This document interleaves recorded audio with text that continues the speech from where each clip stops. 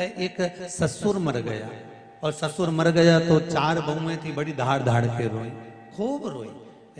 चारों की चारों रोई, अपने अपने पतियों को फोन लगा दिया, पति उनको बुलाया, तुम्हारे पिताजी मर गए, तुम्हारे पिताजी चले गए, तुम्हारे पिताजी शांत हो गए, तुम्हारे पिताजी चले गए हैं महाराज।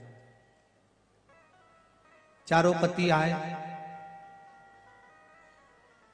और चारों पतियों ने आकर अपनी अपनी पत्नियों से कहा, चिल्ला चिल्ला के क्यों रो रही हो, क्या हो गया, तुम्हारे पिताजी मर गए।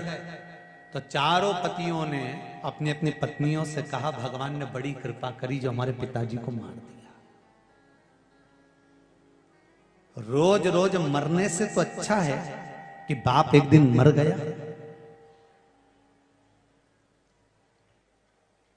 अरे तुम भी तो चाहती थी कि पिताजी मर जाए, फिर काय को रो रही हो। चारों बहुएं बोली, तुम्हारा बाप मर गया इसके लिए थोड़ी ना रो रहे हैं, तो तुम्हारा पिता मर गया उसके लिए थोड़ी ना रो रहे हैं, तो वो तिजोरी की चाबी ना जाने का धर गया इसलिए रो रहे हैं। और सुनो, अपने पिताजी को जगाओ और पूछो चाबी कहां रखी। बेटे बोले, पिताजी को मरे हुए इतना समय हो गया है, पिताजी को शांत हुए कम से कम आधा घंटा 1 घंटा हो गया भाई, बेस कम करके थोड़ा डीले खोल दीजिए। पिताजी को मरे हुए इतना समय हो गया, आधा 1 घंटा हो गया, और जब आधा 1 घंटा हो गया पिताजी को मरे हुए, तो अब पिताजी कहां से बोलेंगे कि चाबी कहां रखी है। पत्नियां बोली, कुछ भी करो, इनको जगाओ और चाबी की पूछो, नहीं तो सोच ले। अब बेचारे चारों की चारों गए, डॉक्टर साहब के पास पहुंचे, डॉक्टर साहब इसको कोई इंजेक्शन वगैरह आता हो, पिताजी थोड़ी देर के लिए जाग जाएं और बता दें कि चाबी कहाँ रखी है, बस उतने में तुम्हारा काम हो जाएगा। डॉक्टर साहब बोले 80,000 का एक इंजेक्शन लगेगा, बाबा जी जग जाएंगे, पिताजी जग जाएंगे, तुम सामने खड़े रहना, चाबी का पूछ लेना, वो मर जाएंगे, ज्यादा देर नहीं रुकेंगे, इतना याद रखना। तुम तो लगाओ इंजेक्शन, लाओ 80,000, बहुओं से कहा लाओ 80,000, बहुओं ने गई 20-20 हजार में रकम बेची है। चाबी इतनी जरूरी थी। 80,000 रुपए लाकर अपने पतियों के हाथ में दिया, पतियों ने वो 80,000 रुपए डॉक्टर साहब को दिया। डॉक्टर साहब ने बहुओं से कह दिया सामने खड़ी हो जाओ, जैसे ही इंजेक्शन लगाए वैसे ही पूछ लेना बस। और इन्होंने जैसे ही इंजेक्शन लगाया और लगाते से ही पिताजी उठ के बैठे, और बैठते से ही बहू पूछती उससे पहले ससुर ने कह दिया, क्यों री ये पाड़ा के पानी पिलाया कि नहीं पिलाया, और मर गया। वो 80,000 का इंजेक्शन लगाए ना, पाड़ा के पानी पिड़े के मरी गया। इतने में बउन धाड़ धाड़ के रोने लगी। अब इसलिए धाड़ के रो रही थी कि 20-20 हजार भी चले गए। बउन हाथ जोड़ के बोली, वंस मोर, एक बार फिर से लगा दो इंजेक्शन। डॉक्टर साहब बोले लाओ 80,000 जाओ। अभी पाड़ा के पानी पिलाया, अब गाय के पिलाया। अब चाबी की कोई गारंटी नहीं कि मिले कि नहीं मिले हो।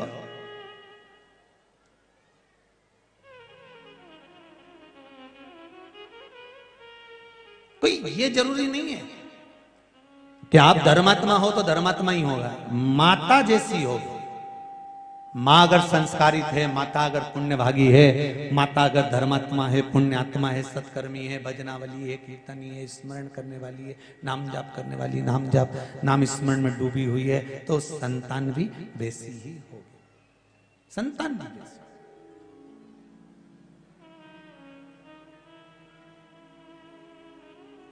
अंध का सुर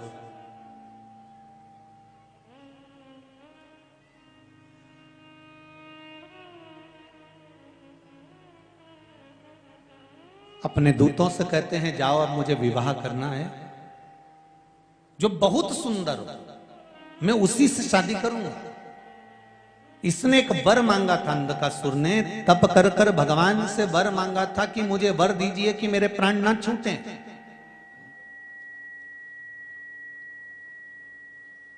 मुझे वर प्रदान करो कि मेरे प्राण ना जाएं। भगवान ने कहा ऐसा हो नहीं सकता कि मरोगे नहीं, मरना तो पड़ेगा, फिर और कुछ मांग लो। नहीं, मुझे तो यही वर चाहिए कि मैं मरूं ना, और कुछ मांग लो। तो अंधकासुर को यह मालूम था कि मेरे कोई ना तो माता है, मेरा ना कोई पिता है। तो अंधकासुर ने वर में मांगा कि मुझे वर दीजिए, और वर भी ऐसा दीजिए कि जिस दिन मैं अपनी माता को गलत दृष्टि से देखूं उसी दिन मेरे प्राण छूटे। जिस दिन मैं अपनी माता को गलत दृष्टि से देखूंगा उस दिन मेरे प्राण छूटे। अब अंधकासुर को यह मालूम था कि ना तो मेरी मां है ना मेरा पिता है। इसने कह दिया जाओ मुझे विवाह करना है, जो सबसे सुंदर हो उसको देख कर आओ। तो दूतों ने कह दिया जो सबसे सुंदर थी उसको तो शंकर जी लेकर चले गए। शिव ले गए? कौन? कहा पार्वती। पार्वती इतनी सुंदर है? हाँ। और अंधकासुर माता पार्वती को ही विवाह करने के लिए, उनको देखने के लिए गया। और जो अंधकासुर, क्योंकि यहां उसने वर मांगा था कि जिस दिन मैं अपनी माता को गलत दृष्टि से देखूं उस दिन मेरे प्राण छूट जाएं, उसी दिन मेरे प्राण छूटे। शिव महापुराण की कथा कहती है, हम तो कहते हैं कि इस संसार में, मृत्यु लोक में, भारत की भूमि पर, इस पवित्र धरा पर, भारत की भूमि पर जो जन्म ले, भगवान को वहीं से एक वर देकर भेजना चाहिए कि जिस दिन तो भारत माता को गलत दृष्टि से देखेगा उसी दिन निपट जाएगा।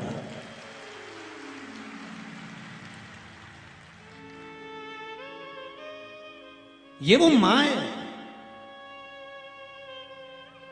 हरिचंदन है इस देश की माटी, तपोभूमि हर ग्राम है, हर वाला देवी की प्रतिमा, बच्चा बच्चा राम है। जिसके सैनिक समर भूमि पर गाया करते गीता है, उसी माटी के हल्के नीचे खेली करती सीसा है। कोई सहज है?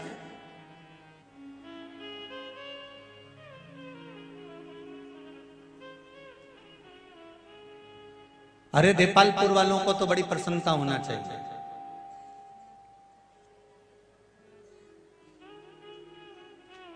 इस संपूर्ण कार्यक्रम को प्रशासन के 600 पुलिस वाले तो चारों तरफ लगे होकर संभाल रहे हैं। पूरा प्रशासन इसको संभालने में लगा है, और उसके साथ कदम से कदम मिलाकर अगर कोई खड़ा है तो आरएसएस, बजरंग दल और हिंदू जागरण मंच के लोग खड़े हो।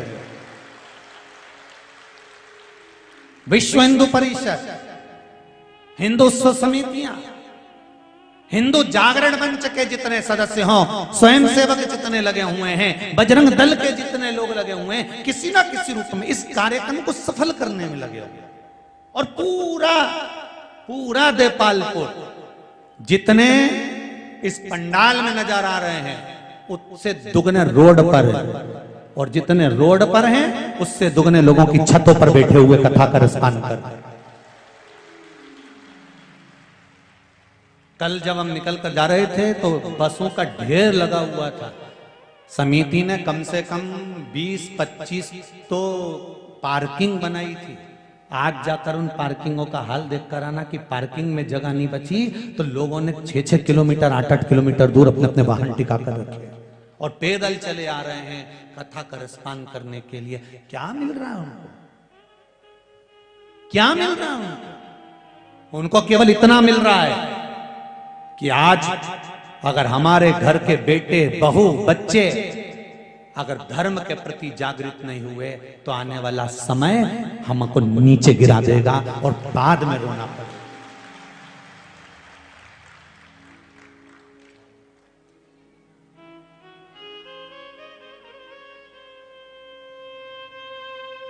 बाद में रोना, इसलिए जागृत तो हो, जागृत।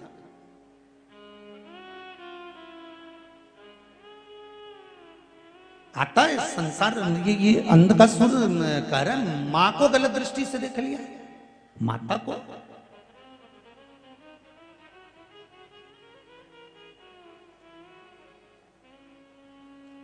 चाहे मां हो चाहे भारत मां हो, इस पर गलत दृष्टि डालने वाले को छोड़ा नहीं जाएगा। बिल्कुल खुले कह दीजिए लोगों को, घर की मां और भारत माता पर गलत दृष्टि डालने वाले को छोड़ा नहीं जाएगा। मां है ये। महाराज गलत दृष्टि दे दी अंधकासुर ने, बस मां की आंख में से आंसू बह रहा है। पार्वती मैया क्या कर सकती है? एक बेटा जब अपनी माता को अपशब्द कहता है ना, मां उसको मार भी नहीं सकती, और मार भी देती है ना तो रो लेती है। मां क्या करती है? रोती है। पार्वती जी रो रही है। शिव जी ने पूछा क्यों रो रही हो पार्वती? पार्वती जी कहती हैं जिस बेटे को मैंने गले से लगाया था, जिसको मैंने अपना पुत्र कहा था, वो पुत्र मुझे गलत दृष्टि से देखा। वो पुत्र मेरा गलत दृष्टि से देखे। एक बात मेरी माताओं से कहना चाहूंगा, अगर घर में बच्चे चिड़चिड़े हों, क्रोध कर रहे हों, घर में बच्चे कहने पर नहीं चल रहे हों, कहीं ना कहीं तुमको ऐसा लग रहा है कि हमारे घर के बच्चे गलत संगत में जा रहे हैं, पढ़ाई में मन नहीं लग रहा, विद्या अध्ययन में मन नहीं लग रहा, कहीं सत्कर्म की ओर इनका मन नहीं लग रहा, तो मेरा निवेदन रहेगा कि कभी अगर मौका मिल जाए तो चंदन घिसकर, लाल चंदन को घिसकर बेलपत्री के वृक्ष पर त्रिपुंड लगाइए, और बेलपत्री के वृक्ष का वही त्रिपुंड लगी हुई उंगली भगवान देवाधिदेव महादेव के मंदिर में जाकर शंकर जी पे त्रिपुंड लगाइए, और लगाने के बाद वही त्रिपुंड की उंगली घर पर जहां बच्चा जिस कक्ष में पढ़ाई करता हो या जहां सोता हो, उस 3 उंगली को उस घर के किसी भी टेबल, अलमारी, किसी भी स्थान पर ले जाकर लगा दीजिए। वो बच्चा कभी गलत संगत की ओर नहीं जा सकता।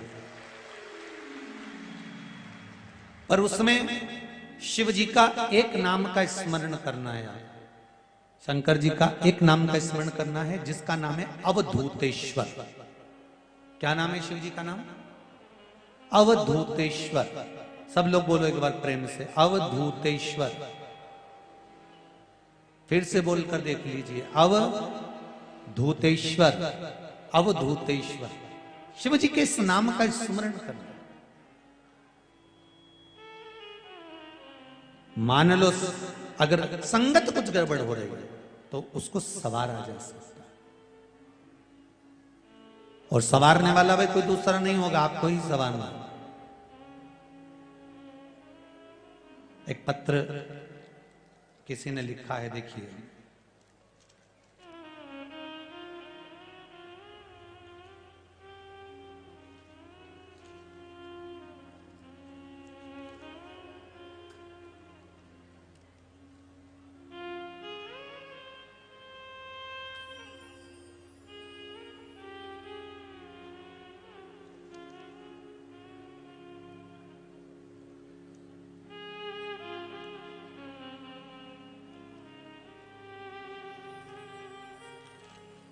मैं पिंकी चौहान देपालपुर से हूं। कहीं बेटी हैं पिंकी जी चौहान देपालपुर से?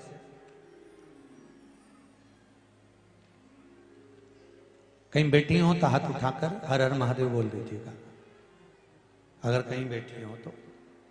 आप ही हैं बेटा? श्री शिवाय नमस्ते। आपने लिखा है पत्र में, मैं पिंकी चौहान देपालपुर से हूं। शिव कृपा किसे कहते हैं? कोई मुझसे पूछे। किडनी में पथरी थी, किडनी में पथरी थी, बॉटल चढ़ती थी, इंजेक्शन लगते थे, पर फर्क नहीं पड़ता था। मेरी मम्मी ने कहा कि तू सियोर वाले महाराज कथा कहते हैं तो कथा सुन, और कथा सुना।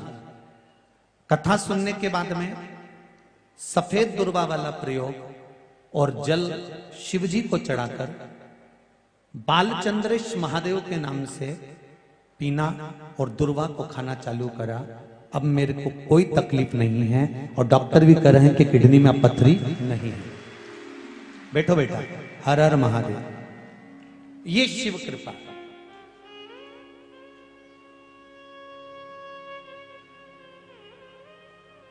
शंकर की करुणा आपसे भी निवेदन करेंगे। कभी कभी अगर ऐसा योग लगे, तुम्हें ऐसा लगे कि कहीं पत्थरी आ गई है और शरीर को बहुत तकलीफ दे रही है, तो सफेद दुर्वा, जहां पानी वाला स्रोत होता है, जहां पानी भरा हुआ होता है, वहां पर एक दुर्वा लगी होती है, सफेद दुर्वा। जैसे हरी दुर्वा होती है ना गणेश जी को चढ़ाने वाली, ऐसी सफेद दुर्वा होती है। वो सफेद दुर्वा बालचंद्रेश महादेव को चंद्रमा पे से घुमाकर शिव जी को समर्पित करना है। उसी को लेकर आकर सुबेरे शिव जी का बालचंद्रेश महादेव नाम लेकर उस दुर्वा को खाना है और शिव जी पर जल चढ़ाकर उसका आचमन करना है। जल बाबा चाहेगा तो कुछ दिन में वो पत्थरी अपने आप कहीं निकल ही जाएगी और आपको तकलीफ नहीं। बालचंद्रेश महादेव। आप शिव की आराधना जो करते हैं, शंकर का जो आराधना करते हैं, शिव स्मरण करते हैं, शंकर का नाम का जाप करते हैं, शिव भक्ति में जो डूबते हैं, उसका एक सुख आनंद करने वाला महाराज। माता पार्वती जी रो रही हैं। शिव जी ने कहा तू क्यों रोती है, तेरे रोने का कारण क्या है, क्यों रो रही है, किस लिए रो रही? प्रभु मेरा पुत्र आज मुझे गलत दृष्टि से देख रहा है, इसलिए मुझे रोना आ रहा है। शिव जी ने कहा चिंता मत कर, इसका अंतिम समय आ गया। जब व्यक्ति अगर माता को गलत दृष्टि से देखने लगे तो उसका अंतिम समय आने में देरी नहीं लगती। शिव जी ने उसी समय पर काल भैरव को प्रकट करा और भैरव को प्रकट कर कर उसी समय पर भगवान शंकर ने उस अंधकासुर के प्राणों को हर लिया। भगवान देवाधिदेव महादेव उस स्थान पर खड़े होकर स्वयं काल भैरव को वर प्रदान कर देते हैं। हे भैरव, तो जगत के कल्याण के लिए तेरा प्रागट्य हो, जगत कल्याण के शिव जी का एक अवतार है, शिव जी का एक रूप है भैरव का।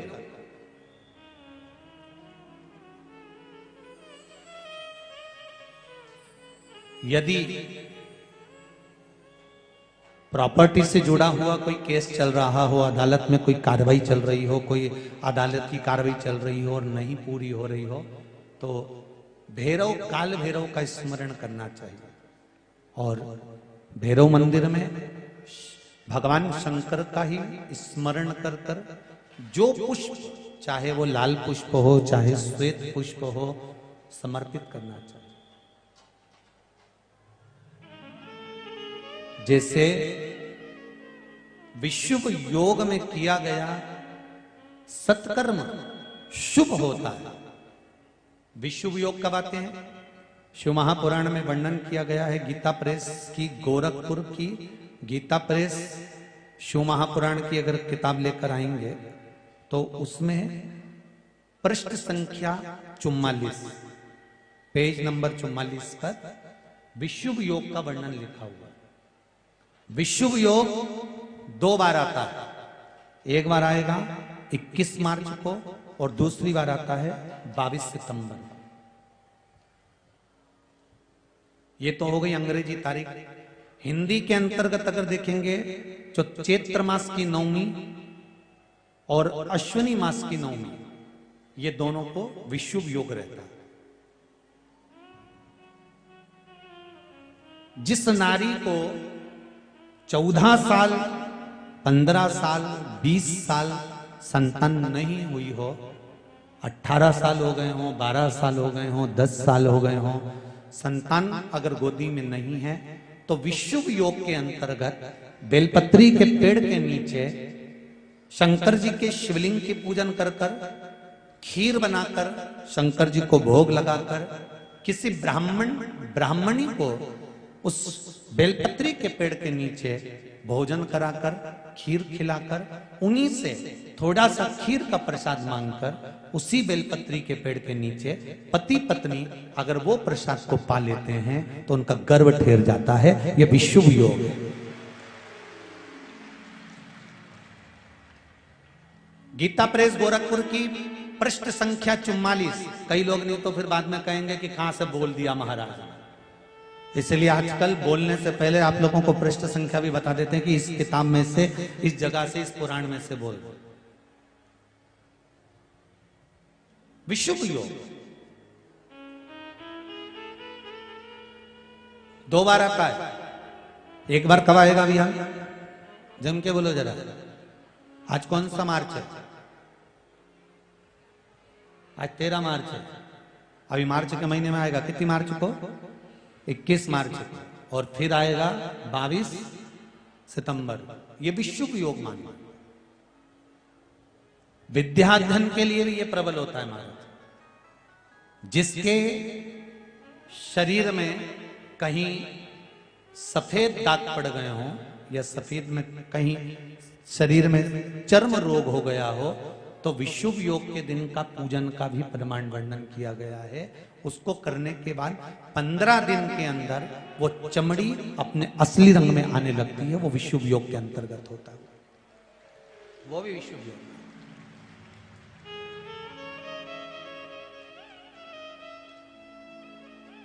21 मार्च को आए। आप शिव आराधना करिए, शंकर का भजन करिए, स्मरण करिए। ये जीवन को सुख देंगे। शिव महापुराण की कथा कहते हैं, अगर थोड़ा सा जीवन में दुख आ रहा है, थोड़ा सा जीवन में कष्ट आ रहा है, तो उस कष्ट को ये ना सोचें कि कष्ट बड़ा विकट है। नहीं नहीं, शिव है हमारे साथ में। भगवान शंकर की वो कहते हैं ना कि एक राजा के यहाँ एक बगीचा था। उस बगीचे में एक माली काम किया करता था। माली का काम क्या था? बगीचे में जो फल लगते थे वो राजा के यहाँ पहुंचाता।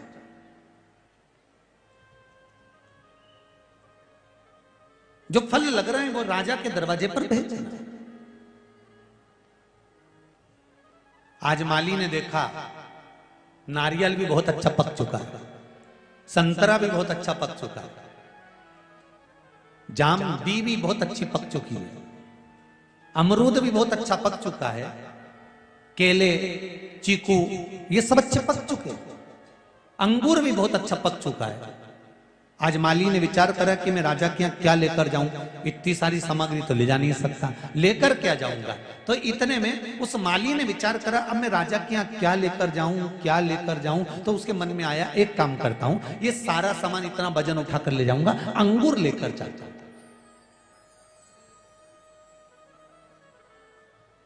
उसने डलिया में भर लिया अंगूर और अंगूर लेकर चला और वो अंगूर राजा के पास सामने ले जाकर रख दिया। आज राजा बड़ा गुस्से में था, बहुत तेज क्रोध आ रहा था और ना जाने क्यों चिड़चिड़ कर रहा था। इसने अंगूर की डलिया ले जाकर रखी। राजा क्रोध में, आज थोड़ा सा बहुत ज्यादा क्रोध में था, सोच भी रहा था कुछ, अंगूर खाता जाए और कुछ विचार करता जाए और अंगूर उठा के माली के मुंह पे फेंक मारे। माली को जैसे अंगूर फेंके, माली भगवान से के हर हर महादेव बड़ी कृपा करी भोलेनाथ, तूने बड़ी कृपा करी, हुजूर बड़ी कृपा करी आप। फिर अंगूर खाए, फिर माली के मुंह पे मारे। माली फिर बोले हर हर महादेव भोलेनाथ बड़ी कृपा करी, बड़ी करुणा करी हुजूर, बड़ी कृपा करी। ये फिर अंगूर खाए, फिर माली के मुंह पे मारे। माली फिर बोले हर हर महादेव बड़ी कृपा करी नाथ, दयालु दातार बड़ी कृपा करी तुमने। फिर अंगूर खाए, फिर मारे। राजा अब नहीं मारा और राजा ने तुरंत उस माली से पूछा, ये बता, मैं तुझे अंगूर फेंक के मार रहा हूं और तू कह रहा है कि बड़ी कृपा करी दयालु दातार, बड़ी कृपा करी, ऐसा क्यों बोल रहा है? माली कहता है, महाराज भगवान की कृपा थी जो आज मैं अंगूर लेके आ गया, अगर मैं नारियल लिया आता तो।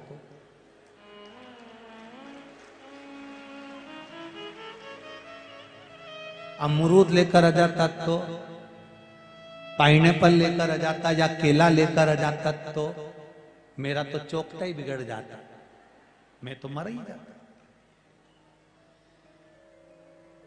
शिव कृपा है। जब किसी उलझन में फंस जाओ, लग रहा है कि पपीता भी पक गया है, लग रहा है कि केला भी पक गया है, लग रहा है कि नारियल भी पक गया है, लग रहा है कि अमरूद भी पक गया है। चारों तरफ से जब समस्याएं घिर कर खड़ी हो जाए तब निर्णय भगवान पर छोड़ देना चाहिए। अब वो बताएगा कि क्या लेकर जाना, अब वो सिद्ध करेगा कि मुझे कैसे जाना।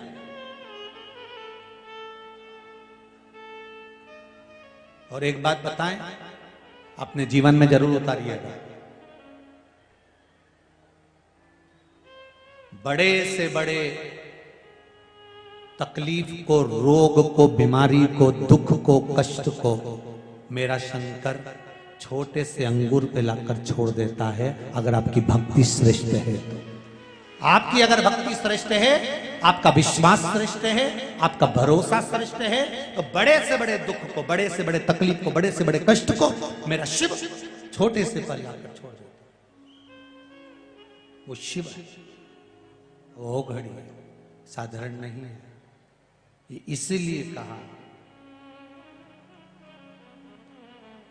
मैं तो बैठी थी गंगा किनारे, मैं तो बैठी थी गंगा किनारे, आके दर्शन दिया ओ भोलेनाथ, आके दर्शन दिया ओ भोलेनाथ, दिल तुझको दिया ओ भोलेनाथ, दिल तुझको दिया ओ भोलेनाथ, मेरे ओ भोलेनाथ, ओ भोलेनाथ, मेरे ओ भोलेनाथ, ओ भोलेनाथ, मेरे ओ भोलेनाथ, ओ भोलेनाथ, मेरे ओ भोलेनाथ, ओ भोलेनाथ, दिल तुझको दिया